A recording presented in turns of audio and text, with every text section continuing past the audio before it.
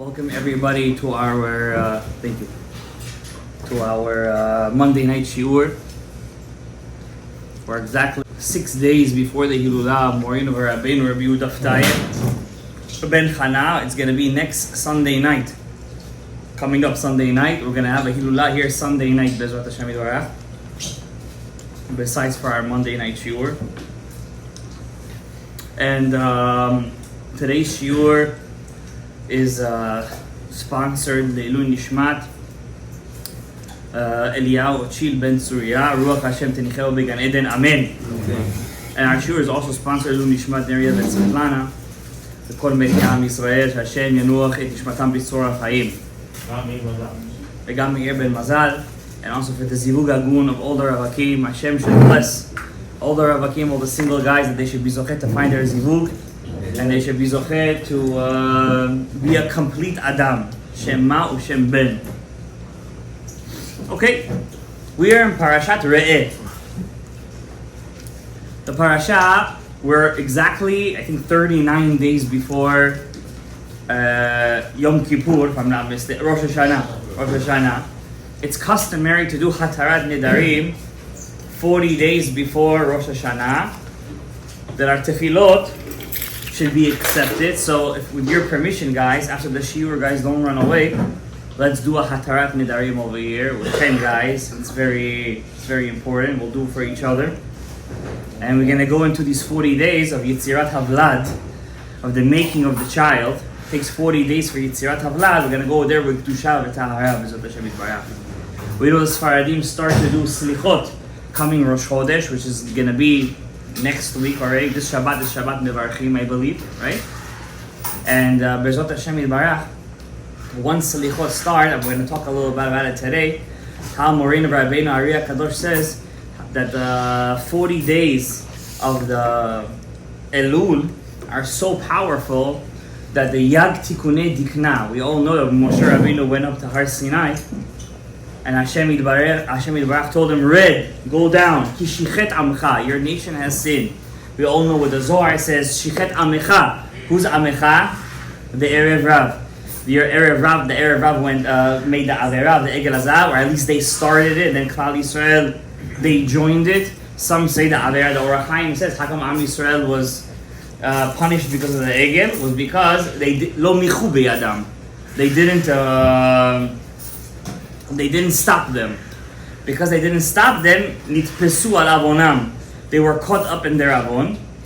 So during these 40 days where Moshe Rabbeinu goes up to get the second luchot, and then he comes back on Yom Kippurim, the Ari says, Yad Tikunei Dikna, the 13 attributes of mercy are open, or Yad Midot Harachamim. Right? And what are they? Kel, Rachum, Vechanun, Erech Apayim, Verav Chesed, Ve'emet, Notzer Chesed La'alafim, Noseh Avon, Vafesha, Vechata'a, Venakeh. But, says Rabenu HAri, that's the Chitzoniyut. That's the outside part of the Yad Tikunei Dikna, or the Yad Midot Harachamim. That's not the Neshama of them. What is the Neshama? It's Moshe Rabbeinu. When did he say those 13 attributes? After Hashem forgave them already. That means he only needed it a little bit. Who said the actual 13 attributes of mercy? Micha Hanavi.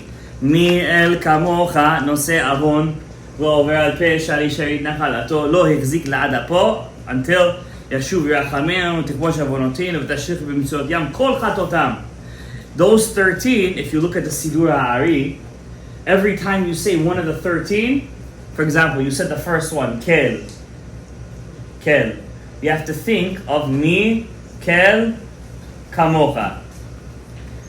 Kel, Rachum. Next one you have to think, Noseh Avon. Why? When you do that, you're tapping into the energy of the actual 13 attributes of mercy. Without that, you're only saying the Chitzoniyut. Why do we say the outside part of it, the guf and not the neshama? Because Moshe Rabbeinu said it. To give kavod to Moshe Rabbeinu, just like we say Shema, but Baruch Shem, we say low, in a low voice, because Yaakov Avinu, he said it, but It's not Moshe Rabbeinu. Moshe Rabbeinu said Shema Yisrael, so we say Shema Yisrael out loud. We know that the whole Chodesh Elul until the end of Yom Kippur is surrounding these 13 attributes. Mi'el kamocha nosei avon. In fact, there is a yichud called the Yichud of the Yudin Vavavin that's written in this book, Ta'amei Mitzvot Shara Yichudim, Rav Meir Papirash. And he writes over there that starting Rosh Chodesh Elul, a person could open up 13 attributes of mercy so strongly, it's so important that he could change all the 11 months he did during the year. That's how powerful it is. He could change the whole thing. What's the connection? Ashkenazim, they start Slichot the week before Rosh Hashanah. The week before. The Shabbat before. So Rosh Hashanah is, let's say, Tuesday from that Sunday, if I'm not mistaken, right? From the what's the other? Right. But Sfaradim, we start from, right? From after Rosh Chodesh. And what do we say during the Slichot? V'yavor Hashem al panav, and you have to have kavanah, those 13 attributes, because if you don't, you're not mamshich, you're not bringing down to yourself the mercy of HaKadosh Baruch Hu, because Hashem wants you to ask first. That's the whole point. When you ask, you're ma'aleh man. Ma'aleh man, you're bringing up the nitzotzot. Without bringing it up, nothing comes down. So if a person says, well, listen, HaKadosh Baruch Hu, anyway, he's supposed to give me whatever he has to give me. So I'm just going to sit down. I'm going to be a couch potato. And they say my parnasah is going to come anyways. It was written in Rosh Hashanah.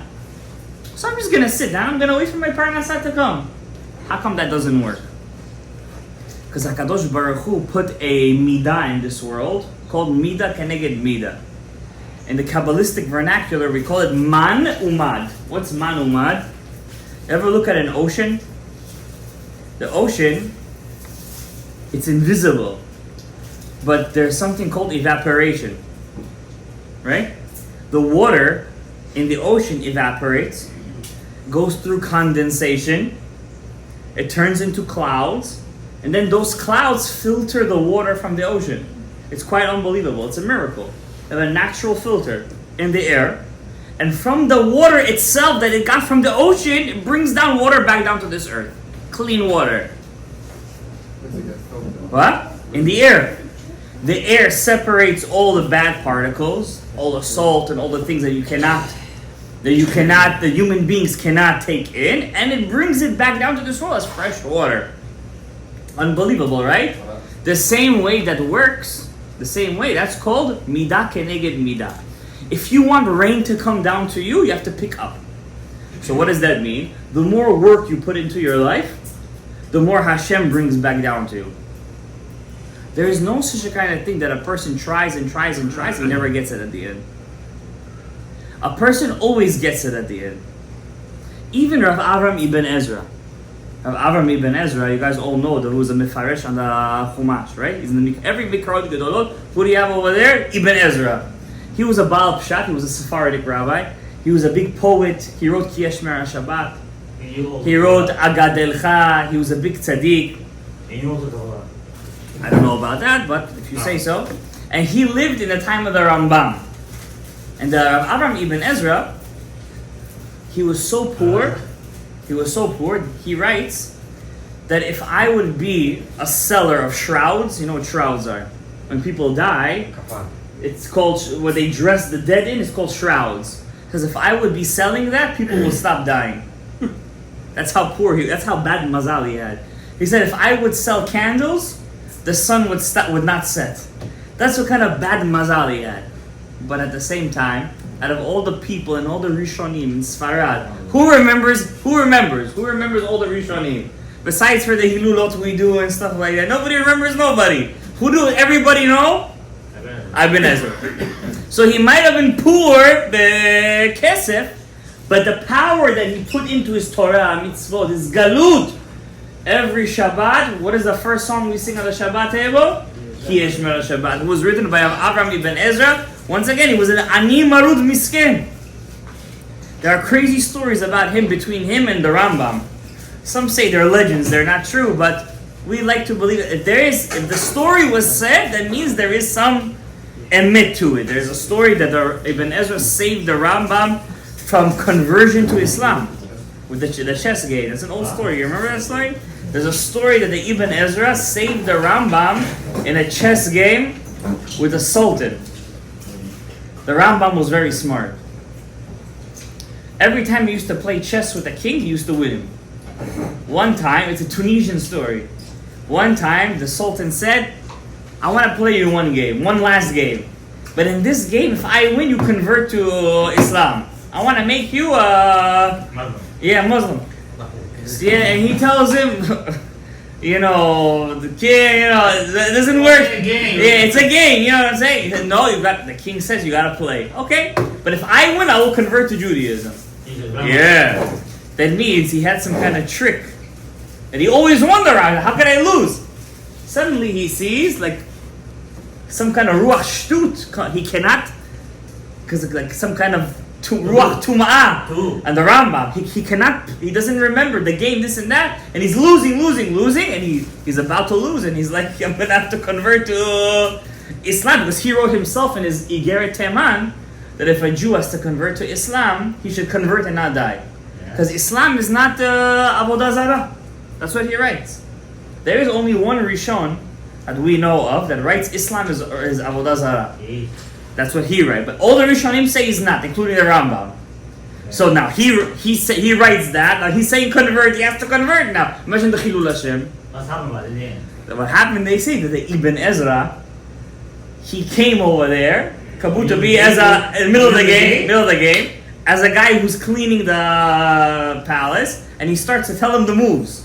What do to here? What do there? Like in a poetic way, and the Rambam wins at the end. And he was saved from conversion. That's a story that they say. Sultan converted to Judaism? I don't think he converted to Judaism. That makes the story, who knows if it's true or not. That's what they say. It's a cute story. Mazuz brings it down in his book of Tzadikim. Anyways, what I want to say is that Chodesh Elul is coming, and we have to tap into that energy. How do we tap in? We have to come into Chodesh Elul clean. How do we do that? Now, to come into Chodesh Elul clean, Ben Adam la Makom is impossible.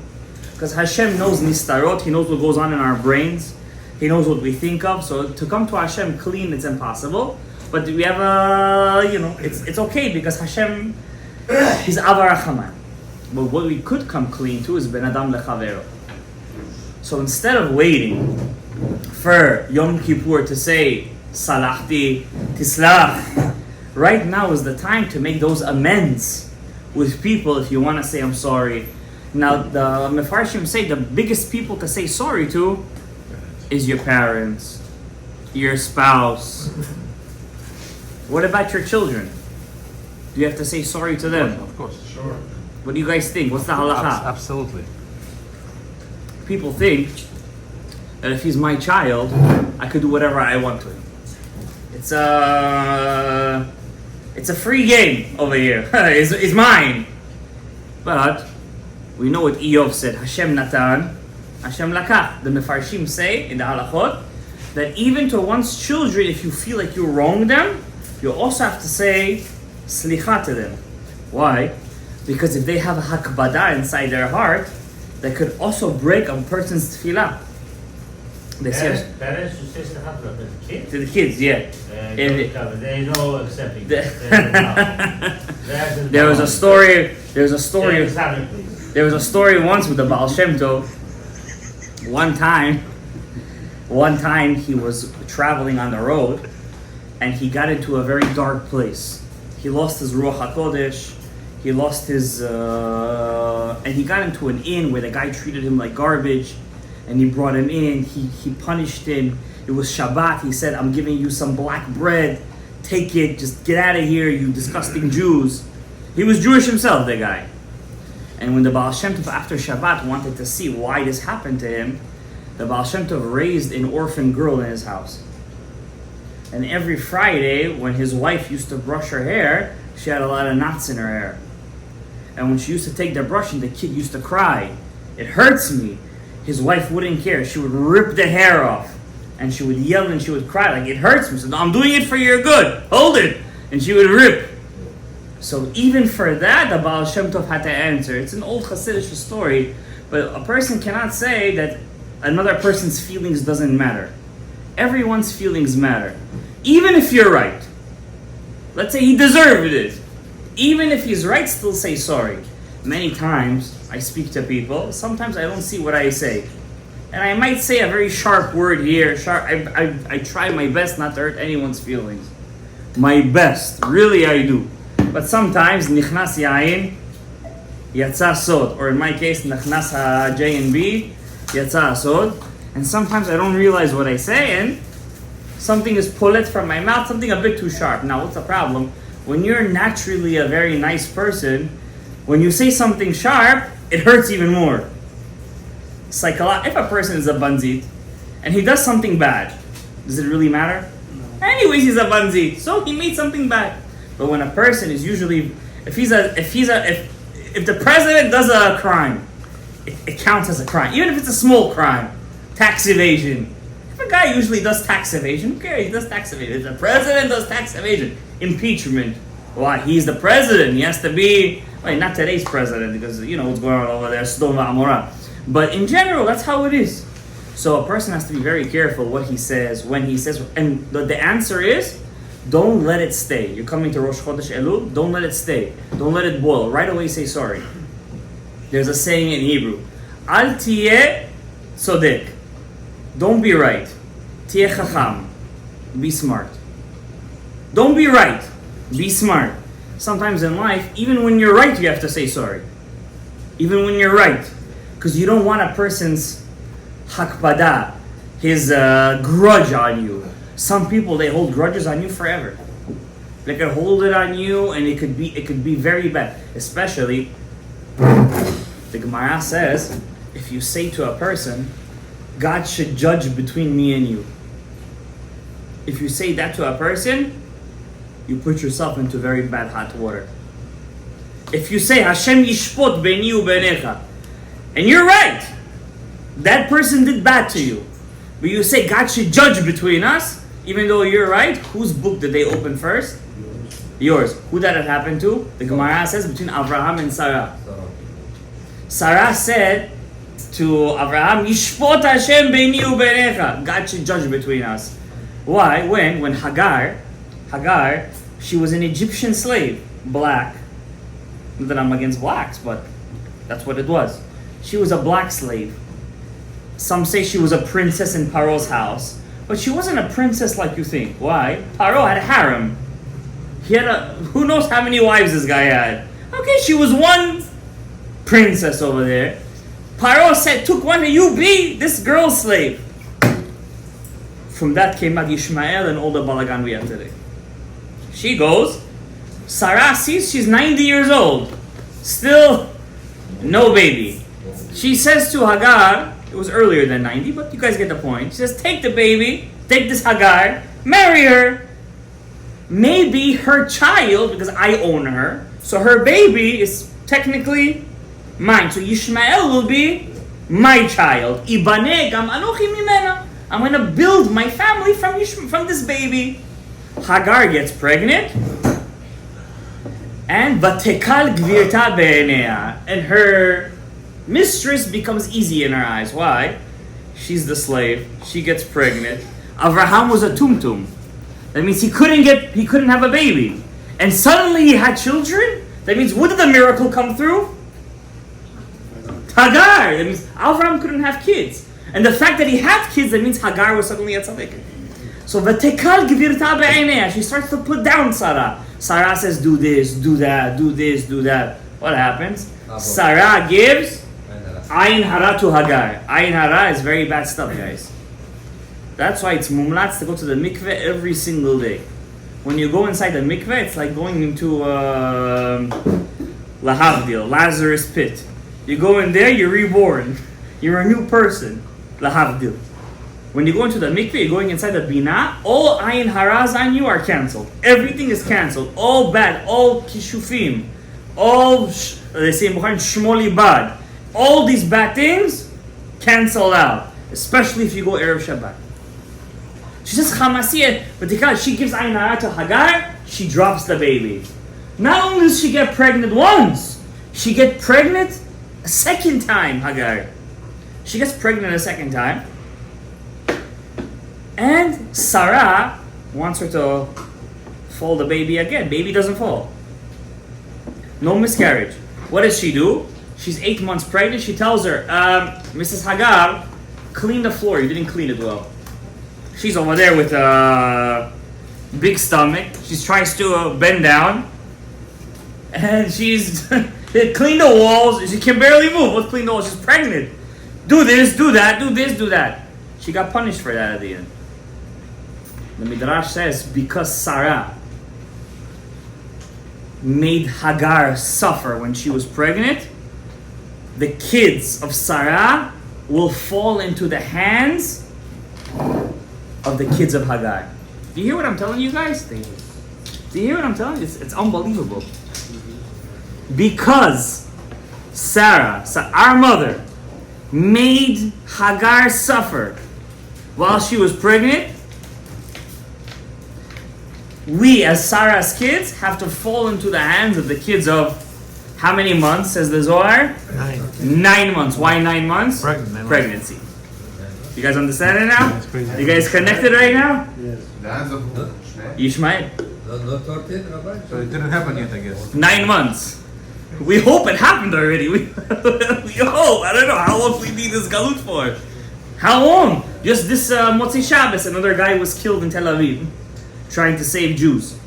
Pigua, it was a terrorist attack. In the heart of Tel Aviv. They think it's not gonna get there. Got there too. The guy's friend was saying, help me, I need backup. He's rolling in his blood. Nobody goes to help. They're afraid. Today in Israel, if you help, you go against the terrorists, you have to go to court for that. You know that. It's such a liberal government. If you shoot a terrorist, you gotta pay. You gotta go to court for that. Nobody. The guy is in the blood. They don't come to. They're afraid. That's what kind of government it is. Erev Rav. Erev Rav. But what do we see from here? Sarah hurts Hagar. She's her slave for the love of God. We have to fall into their hands. But it's not my point. Because Sarah said to Abraham, then Hagar runs away. She couldn't handle it. She tells Abraham, God should judge between me and you. I put my slave into your hands. You made her the mistress of the house. Hashem said, what? You're telling Abraham. She was right, by the way. She was right. Hashem said, anything Sarah says, listen to her. What happened? Because she said the words, God should judge between me and you, that was extra. Don't say God should judge between me and you. Don't say that. Because she said that, who ended up dying first? Sarah. By who? By whose hands? Her husband. Abraham's hands. Judge me in your hand? Now you're going to be judged. So therefore, a lot of times we say these words to people. God should judge you. God should do this to you. God should say this to you. You deserve to be like this.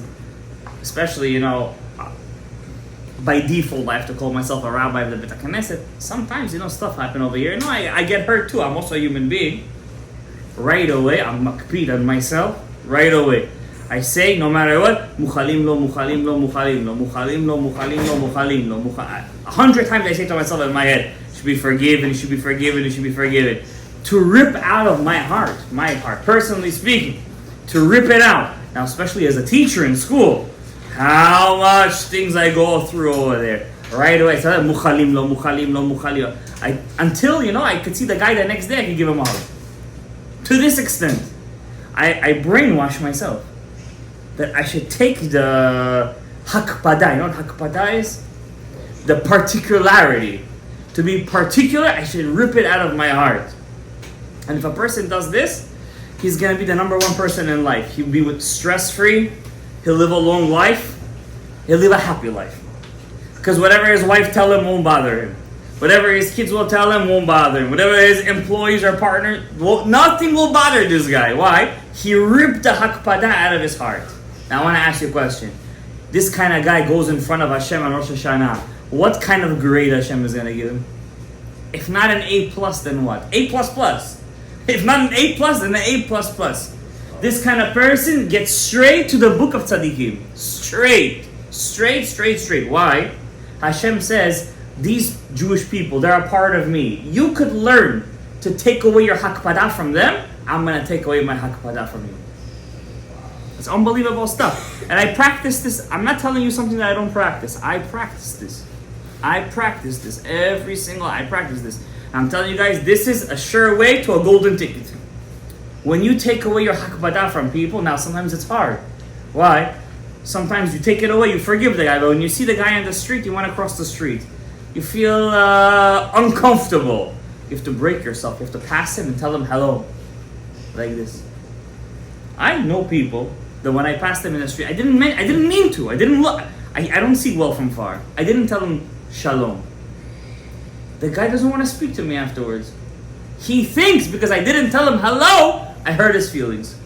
I didn't do it on purpose. I didn't see. 10, 20 feet, I don't see. I didn't mean to. So what do? Every time I see something I think I know, I pick up my hands. I know the guy, I don't know the guy. I pick up my hands like this. Sometimes people look at me, who is this guy telling me hello over here? I don't know, just hello, shalom, shtiye bari. Just don't have any hakpadah on me. It's a mitzvah from the Torah, by the way. Heve mikabel et kol ha'adam b'sever panim yafot. Why is that? Why b'sever panim yafot? I'm going to tell you something unbelievable from this week's parasha. The parasha says, Re'eh, see. Behold, I'm giving in front of you today the bracha and the klala. Blessings and curses. Ubacharta, what should you choose? Hayim, choose life. It doesn't say choose blessings. Well, obviously blessings is life, right? It says, I'm giving you in front of you blessings and curses, choose life. Okay. Why doesn't the Torah says Moshe should tell them, here, I'm giving you, you're reading the Torah, you don't see the blessings and curses, you have to hear, right? Naaseh ve nishma. Why do you say see? I'm going to tell you a chidush from Rabenu HAri. This week's parashat Re'eh says it's many mitzvot. Kashrut is over there. Building Yerushalayim is over there. Shalosh Regalim is over there. But most importantly, the mitzvah tzedakah is in this week's parasha. This week's parasha, the pasuk says, what does the pasuk say? Patuach tiftach et yadcha la'achicha evyonecha. Open your hands to your brother, your poor fellow. What does that mean? The halacha says, any person that has less than 200 zuz, a certain amount of money in his pocket, he is eligible to accept tzedakah. Hillel HaZaken says, even a person that was once upon a time rich and he went down from his level, he became right now middle class. He was used to living life in a luxurious way, now in a very low way. You're obligated to also give him tzedakah. That he should live the same status that he used to live. That's also considered tzedakah. Hillel HaZaken, which was a Nasi, one time they used to run in front of the chariots of people. He once was running the Nasi in front of a chariot, a horse of a person that was riding. He used to be rich. He didn't afford a slave now. Hillel HaZaken said, I'm going to be your slave for today. I want to be Mikayel the mitzvah of tzedakah. I'm going to run in front of your chariot to give you kavod. To that extent. This week's parasha talks about the mitzvah of giving tzedakah. What does all this have to do with the milah re'eh, see? I spoke about this many times. If you catch it, you catch it. If you don't, you don't.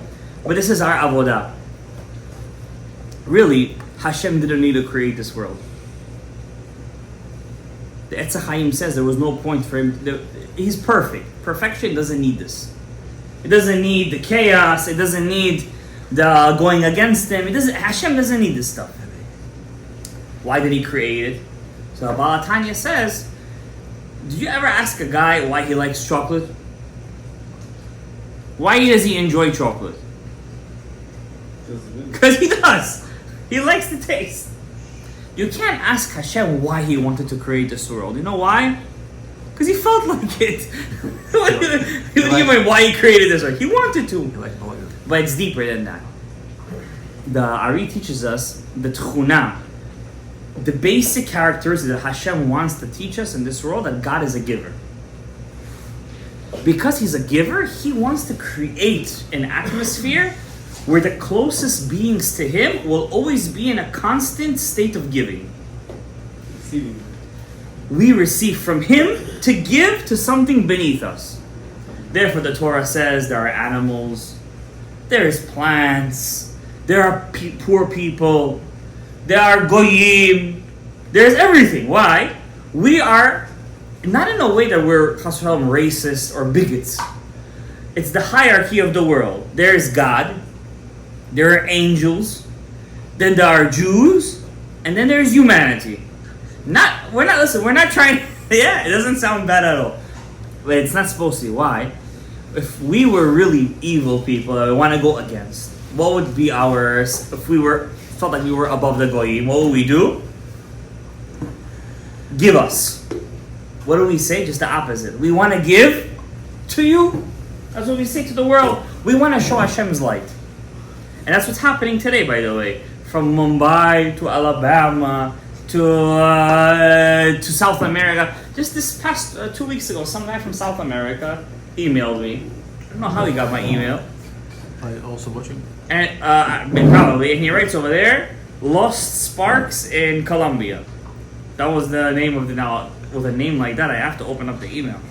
Lost Sparks in Colombia. I'm always looking for lost sparks. And he writes, well, listen, I'm in Colombia. Listen, I wanna go through conversion. I wanna convert. I feel the need to convert, and I don't have any Beit Din over here to convert through. That's, you see, Colombia. In Colombia. There's Nitzotzot Kedusha also in Colombia. By the way, there's a lot of it in South America. There's a lot of Nitzotzot Kedusha. Why? The Jews that ran away from Spain, not all of them went to Portugal, Morocco. A lot of them went to South America, and they became Moranos and Conversos over there. So you never know, those Nitzotzot Kedusha before Mashiach comes is gonna reawaken. The pasuk says, just because when we mention Mashiach, we have to throw a little bone over here. It says, Kimei tzitcha me'eretz Mitzrayim ma'arei niflaot. Like the days that I took you out of Egypt, I'm going to show you wonders in the future. Right? How many years were we in Egypt? 210. This is easy Jewish trivia tonight. 210 years. Rav Katina says the world is going to be till the year... See what the Yetzer Hara does? 6,000. Right? Twice Rav Katina says that, one in Sanhedrin and one in Shabbat, I think. Don't hold me. So Rav Katina says the world is to the year 6,000. Tana de Eliyahu also says, Eliyahu Navi agrees with him. Eliyahu Navi agrees, listen. I'm going to take Eliyahu Navi's word for it. But it says, like the days we were in Egypt, I'm going to show you miracles. What year we're in today? 5783. Do the math, how many years is left? You should do the opposite, huh? 217. How many years we were in Egypt? 210. Like the days of Egypt, I will show you wonders. It looks like we have one more Shemitah cycle left. 7 years. Huh? 7 years. One more Shemitah cycle. Because we're, huh? 217. 217. 210. It makes it. It's not my chidush. I saw it somewhere. It's not me. Don't hold me onto it. But I have seen this before that it has to be a Shemitah cycle.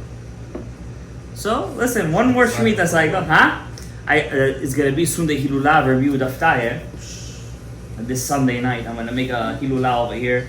I hope all you guys come to join in the Hilulah of Moreno Rabenu Ateret Rosheinu Rosh Rosh Nishmatenu Moreno Rabenu HAri Habatish Chazak Hanera Ma'aravi. Listen, if you guys just know who he was, you would dream of him.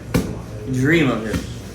He writes over there in his personal journal, he was a very sick person. I think he had asthma or some kind of lung disorder, and he couldn't live in the air of Eretz Yisrael. It was very bad for him. But in the year 1905, he moved to Eretz Yisrael. Why? If you look in his journal, many times a Magid would tell him from Shamayim that the year 1906 was the year of the Geulah. The year of the Geulah. And over there writes in the footnote 1906, Because the Zohar says in the 6,000th year, in the 6,000 millennium, in the 600th year, in the 60th year, in the 6th year of the 60th year, right? So 5666. 566 is going to be 1906. All the gates of wisdom will open up. So many Kabbalists thought Mashiach was going to come that year, including Rabbi HAri, so he moved to Israel that year. When they saw that it didn't happen, they moved back. But what interesting thing happened that year? 2 years later, in the year 1909, Tel Aviv became a city. Once Tel Aviv became a city, what happened? The whole Israel started to become Jewish. Right? So that started the first immigration. The first Aliyah wave, that means Tel Aviv became an official city in 1909. And from Tel Aviv, it just took off, right? But what the angel told Rabbi HAri, not an angel, Rabbi HAri was the Gilgul of Rav Yehuda bar Yecheskel. If any of you guys learn Gemara, you guys ever learn Gemara, it says, Amar Rav Yehuda, Amar Shmuel, Amar Rav Yehuda, Amar Rav. Probably in every other page his name is, right? The Rosh Yeshiva of Pumbedita. So Rav Yehuda bar Yecheskel, his father's name was Yecheskel. Rav Yehuda bar Yecheskel was the Gilgul of Rabbi HAri. That was Rabbi HAri himself. And he was zochet to his ibur neshama, he came inside of him, and he would tell him atirot, and he would also help him fix neshamot and all that stuff that you know about him. Fascinating stuff. I mean, the things I'm going to tell you, B'ezrat Hashem, Sunday night, I hope I'll be able to say it over because there's just so much information. I don't know how to even put it correctly, but Rabbi Yehuda bar Yecheskel told Rabbi HAri that every 60 years, from the year 5000, which is the 6th millennium, is going to be an awakening for Mashiach. You know, you have exits when you go to the highway, right? You have exits, exit 13, exit this, that. So when Mashiach comes, there's going to be exits. You could miss the exit and wait for the next exit. So the Zohar says, I'm not making this stuff up. It's written inside Rav Yaakov. You know where Rav Hillel is? Rosh Yeshiva Rav Shalom. He writes this down, right? More than this you guys want. He brings this down. He writes in the name of the Zohar. Every 60 years, I'm revealing a secret here.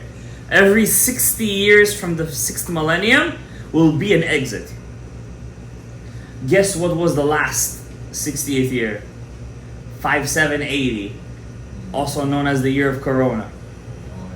Remember what happened here in the year of the Corona? Everybody said Mashiach was coming, they're closing all the shuls, all the windows have to close before the window has to open up. Now says Rav Meir Papirash, if 1-2 years after that, it's no difference. As long as it's within that vicinity of the year, it might happen. You know, and the way the world is going right now, it's mamash split, as the Gemara says in Masechet Sanhedrin, or kulo zakai, or kulo chayav. Or you're on the right, there's nobody in the middle today. There are no intermediates anymore. Those guys who say they're in the middle, they're really on the left. It's either you're right or you're left. So it's coming closer to that. And B'ezrat Hashem Yitbarach, we hope to see niflaot. But if not, we have this Gemara that says, like the days of Mitzrayim, I will show you miracles. And we have 217 years left. And it was 210 years in Egypt, so you never know, we're very close. So what are you to do to be safe from Mechevle Mashiach? What do we do? We're not safe here in America. You guys know that, right? You know, when Hitler got into power, Germany was a republic. It was a democracy. The Weimar Republic. It was a democracy. What happened? Inflation happened. Sound familiar? Has to repeat this out. Crazy inflation. They would take the German, they were I think called marks. They would take them and they used to use them as playing cards. And the money became, and who did they blame? Obviously, they needed a scapegoat. They blamed the Jews. And then this crazy Samech Mem, he was in jail, and he started the Nazi socialist. Nazi from it's a socialist party, right? Something like the left today. And he decided, and he wrote the book Mein Kampf. And in Mein Kampf, he made a whole plan how he's going to bring the nationality back to Germany. He didn't believe in God, by the way. Oto Haish, he didn't believe in, he wasn't a Kritmach. He didn't believe in God, right? Some say he believed in Zeus in the Greek mythology. And he wrote a whole thing. And in his plan, he wrote that the spawn of evil in this world, the evil in this world, was the Jewish people. Why did he write that? He was very smart. He writes, what's wrong with this world? What's wrong with this world is that people have reason. There is a yes and a no. Who brought that reason into this world? Who said no? Who were the first people that said, no, you're not allowed to do this. You cannot do human sacrifices. You cannot be chas v'shalom with somebody else's spouse. You cannot. Who said stop? You cannot. The Jews. He says you take the Jews out of the equation, the world goes back to the way it was. Bohemian lifestyle, liberalism, everything goes. We gotta erase. We gotta eradicate these Jews. It's not Jews. It's God said it to us. Huh? God said it to us, not Jews. I mean, we were just picking it up from the God. That's it. Of course, but Avraham Avinu is called the father of the Ummah of Klal Yisrael. But going back to Re'eh, if we don't see where the world is going to today, we're making a big mistake. You don't have to see the news anymore. Everything is open right now. I told you guys, my friend, he sends his kid, my neighbor, to the public school over here. Over here, and PS 165. wherever it is. And in the school, in the public school over here in Kew Garden Hills, they have books over there that teach the kids how to change their whatever. You guys already know. And in the libraries, there are already bathrooms that are men and women together, stuff like that. We're seeing Dora Mabul within our eyes, but we don't even know what we're seeing. Because we're so into our lives. Re'eh, Hashem says. See, I'm giving you Chaim and Atop. Now I want to teach you guys one kavanah. I know I get into tangents, I apologize. To the viewers, I apologize, but sometimes the topic is so juicy you can't stop. I want to tell you guys a secret of why Hashem says Re'eh over Tishma here.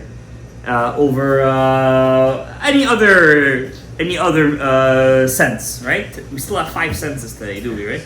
You never know with today's society, you could have 10 senses. Now, out of all the senses, we have sight, shmi'ah, the hearing, smell, right? Touch, we're missing one, and taste.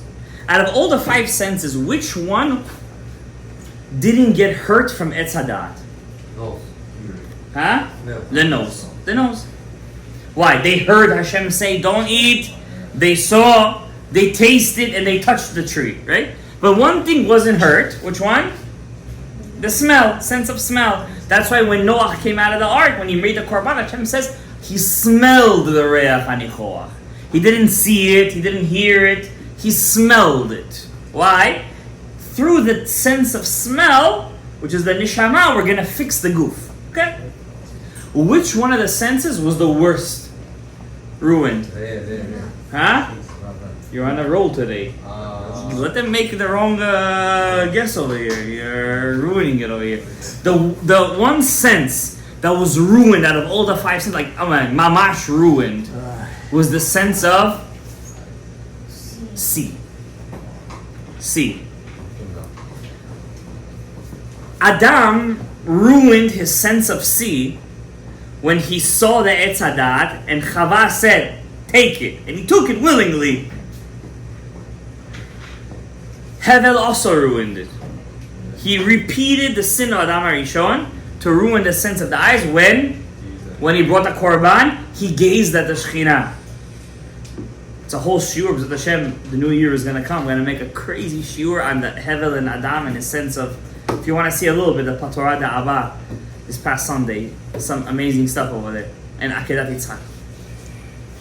Avraham and Yitzchak were Adam and Hevel. When they went to the Akedat Yitzchak, they were supposed to fix the sin of the seeing. Did Yitzchak fix it? He did not. How do we know? He ended up becoming blind. The sin of killing of Adam he fixed, because he went to kill himself as an olah. But the sin of gazing, he still didn't fix that. Why do we know?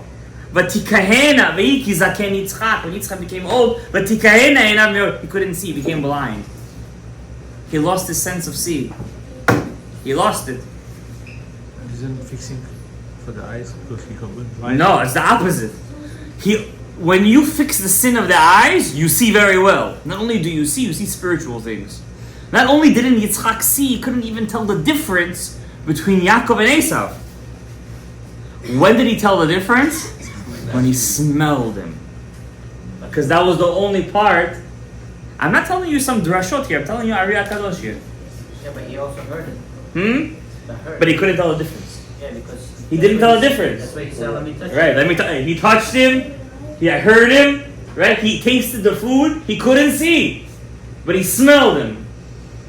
And when he smelled him, he said, oh, Re'eh re'ach beni kereach hasadeh she'berachu Amonai. He didn't fix it. Avraham fixed it. His part. Why? How do we know? What's his parasha? Vayera Hashem el Avraham. And God showed himself to Avraham. Avraham was looking, he was free talking to Hashem. He's having a Brit Milah, he's speaking, he's looking at angels. Everything is good over there. Even Hagar saw angels. When Rabbi Shimon Bar Yochai went to Rome, he said, I have to see a shed.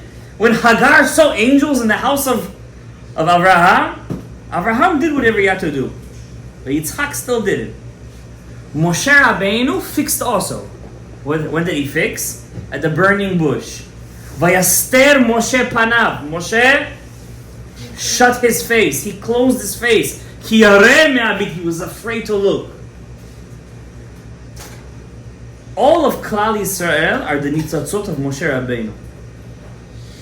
And Moshe Rabbeinu was telling Klal Yisrael, Re'eh, see, the tikkun of a person is only in the enayim, in his enayim. Whatever he sees, that's what's get imprinted in his neshama. Shemirat ha'enayim ze kol ha'adam. Ze kol ha'adam. When a person is shomer his einayim, he fixes the shbirat kelim, the breaking of the vessels. I want to teach you guys something from the Etz HaChaim and I'll let you go. The Etz HaChaim says when God created the world, we have the biggest partsuf, the biggest system called Ak, or Adam Kadmon. When the world of Ak wanted to take out the olamot of Atzilut, which is Keter, Chokhmah, Bina, all the Sfirot, the olamot came out through what we call the enayim of Ak. The eyes of Ak. It's a mashal. The enayim of Ak. What happened to those worlds when they came out of the enayim of Ak? They came down. Keter, Chokhmah, Bina. You see how they're in 3 different lanes? And then something weird happened to the last 7. They all came down in one line. 1, 2, 3, 4, 5, 6, 7. Says Rabenu HAri, because these 7 came down in one line, what happened to all of them? They shattered. They shattered. From their shattering, what does the Gemara in Chagiga say? God created the world on a garbage dump. From the breaking of the vessels, He created the new world. Our job is to complete those 7 vessels and to put them in their correct order. Exactly. Now you understand what's the meaning of Pesach? Why we call it Leil HaSeder? How the beginning of all Klal Yisrael is just to be in the right order. All the problems of a human being is a Kohen when he thinks he's a Levi.